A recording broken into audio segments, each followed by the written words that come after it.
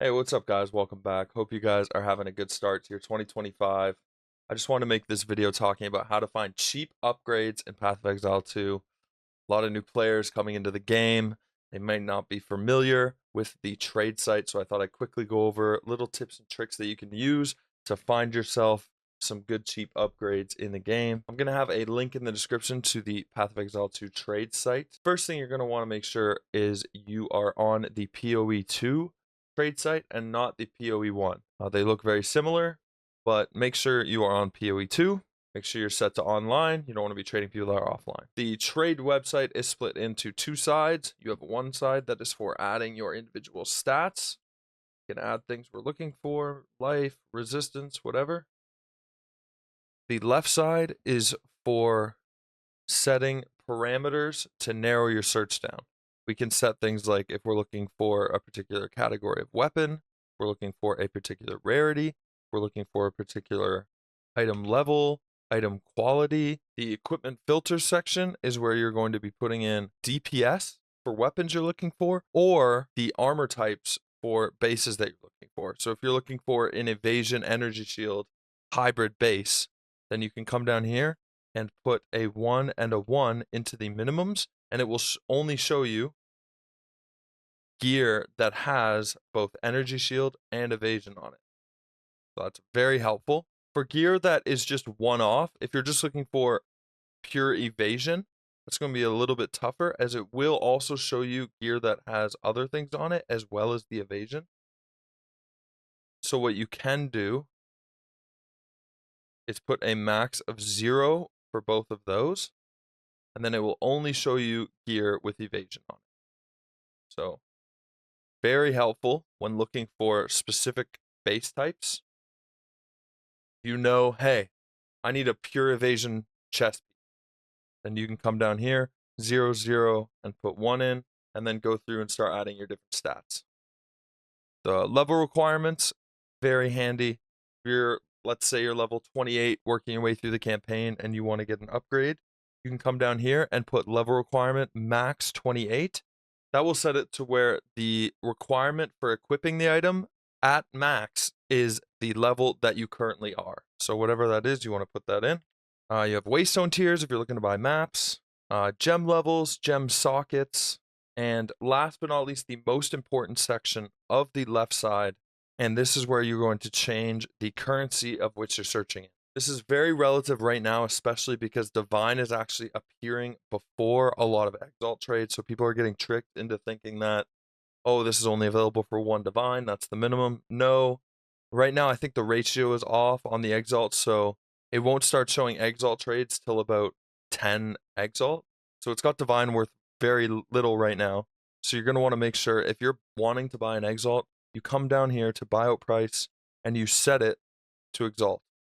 And then everything that is listed will be in Exalts for you. Now, some things you might buy are a little bit more expensive. And hey, let's say you have a couple Divine and you're willing to spend, I wouldn't mind paying one Divine on it, but I would like to get it for Exalts, but I wouldn't mind paying a Divine. So after you do your Exalt search, maybe nothing comes up. You want to see, hey, what can I get for one Divine? Come down here, Divine Orb, 1 into max, and boom. Now it's going to show you listings that are at maximum 1 Divine. It's a good way to check both rather than using the relative, which right now currently isn't very good. The right side is where you're going to be plugging in all the stats for specific items that you want, and it's where we can add different groups, which will allow us to really narrow down our search for specific things. I'm going to do a ring and I'm going to do a staff for you guys, just as an example. So I'm playing through on a monk right now, playing Ice Strike, having lots of fun. I'm about level 34, and I want to get a staff upgrade. I feel like low level upgrades, very simple to do. Put in the weapon you want, or whatever it is. Especially weapons, it's going to be a lot easier. Armor, you want to get a little bit more specific, but for weapons, you can put in War Staff. I know, I'm level 31, so the max level requirement that it can have is level 31, because I want to be able to equip it right now. I don't want to have to level up a few more levels and then be able to play with it. So I do that, and I know, I've only got 5 exalts to spend. I want to spend 5 exalts on my upgrade. Boom. Simple as that. Then you can come down here. All these are clickable. So you can click any of these and it will automatically order them for you in the search.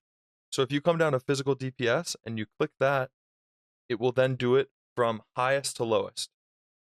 So do your search, you click Phys DPS, and right here, we've got a couple war staffs that are looking pretty good. So you would then message the person, wait for them to invite you to your hideout, and then you would make the trade. Big tip, make sure you grab the currency out of your stash as you're messaging the person. You don't want to show up in their hideout and then have to look for their stash and find the currency and cancel the trade and then go back and they're spamming you trade requests and wondering why aren't the person trading me. Make sure you have your currency ready ahead of time. Let's say we are looking for a ring, and I know, we just got to end game. I'm level 74. Let's say we just, we're into end game a little. I'm level 74. And I found an upgrade, but now my cold and fire resists are low. And I've got 10 Exalt to spend on an upgrade. So, you're going to put your... Oh. Wrong thing, sorry. So, get your level requirement in. You set the category of the item you're looking for. You could say your Exalts. I'm actually going to set any non-unique because I don't want uniques to show up in the listings. Now I'm going to come over here. This is where we can start utilizing our different type of stat groups. And one of my favorite ones is count. Count allows you to plug in stats and then say, show me all the rings that have at least 2 of these stats or at least one of these stats. So if you're looking for something with literally any resist on it, you can come down, put fire resist, cold resist, lightning resist, put 1, and it will guarantee show you items that have at least 1 resistance on it. Very simple. So what we want to do is we know we're looking for fire and cold resist. And we know that there are rings with bases that have implicit resists on them. So how do we do implicit resists? We're going to search fire, and then right here, you scroll down, you've got your implicits. So search imp as well, I am. Boom. Now I've got fire and cold resist here. Make sure you change it to count. So now this will show me a ring with at least fire or cold resist as the implicit and at least a fire and cold resist on it. So already right here, we were short on fire and cold resist and we've got a ring that has fire and cold resist. But we can go one step further. Let's add an and group. This is for all the stats. So it will have every stat that we're going to list under here. If I want one with max life, rarity is king right now, PoE 2. So why don't we add in a little bit of rarity as well?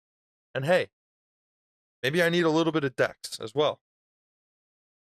So right now, it's going to show us one of each of these, one of each of these, and all 3 of these. You can come down, hit search, boom, 233 results matched. Now, you probably want most amount of life that you can get. So we're going to click that. Remember, you can click each individual one, and it will sort it based highest to lowest for the life category, or whatever category you click. Now you can scroll through. And what do we need? We need a fire resist. Boom. We need a cold resist. Got it. We got rarity of items. We got a good amount of life, 119 life, and we even got mana, evasion, and the dex that we needed too. Yeah, you would then go ahead and message that person. The last tip I'll give is the ignore player button. This is a fantastic option for getting rid of those pesky price fixers at the start of your search when you search an item. Let's search an item, Temporalis. The no-hit Trials of Sekima armor piece. We know that people are price fixing. So I know all these people with mirrors that are pricing it for a mirror and 1 divine. This guy's not pricing it for 1 divine. He just has it there because he's hoping a noob somehow gets one of these, which they never will because you have to do a no-hit run. Hopefully a noob gets one of these and prices it for, sees the listing price for 1 divine. I'm just going to ignore that guy. I know he's not going to respond, and I know he's doing it just to price fix. So now when you search again, his listing doesn't show up. It is a great way to just permanently remove people that are price fixing from your searches. You know, a lot of times with PoE1, there will be one guy who has like 10 things listed, all for the same price. And it's because he's trying to get newer players to sell it for that price so he can scoop it up. And ignoring that person is a great way to clean up your searches. If you guys have any questions about looking for specific items or the trade site in general, feel free to leave them below and I'll be happy to get back to you guys. I hope we all have a good 2025 ahead of us, and I'll see you guys in the next one.